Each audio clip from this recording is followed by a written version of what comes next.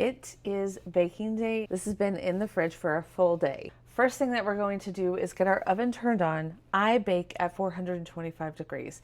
Most recipes say 450. However, my oven smoke alarms are not friends at that temperature. So 425 is what I bake mine at. This is the pan that I'm going to be using. I'm going to go ahead and get that put into the oven so it can warm up. While the oven is warming up and doing its thing, let's get this bread prepped for baking. So the first thing that you're going to need is a piece of parchment paper, or the bread slings work great too. Take off the shower cap, and this is what our bread is looking like. Next thing that I'm going to do is get it out of this banneton. Take your parchment paper and just flip it over, and it should very easily come out.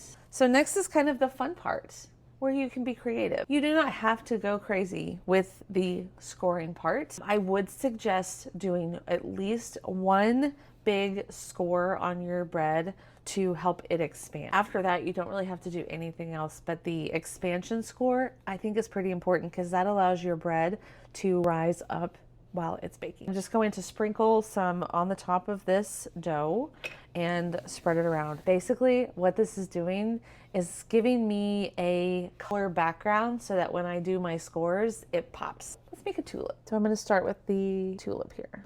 Let's go backwards. This is a bread lom, sort of a sharp knife, a blade. It does not have to be fancy like this. You can get bread loms on Amazon.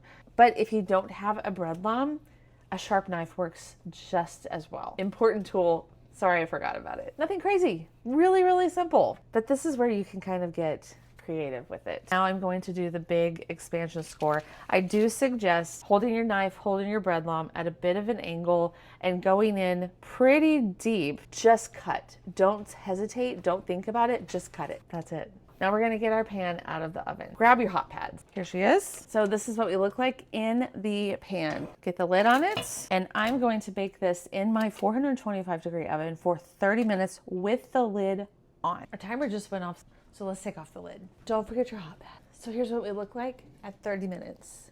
Back in the oven for another 15-ish minutes. All right, my timer just went off. You are going to want a cooling rack. So grab your hot pads. I do suggest going ahead and taking it out of the hot Dutch oven and getting it put on the cooling rack, because the quicker you do that, the quicker you can eat it.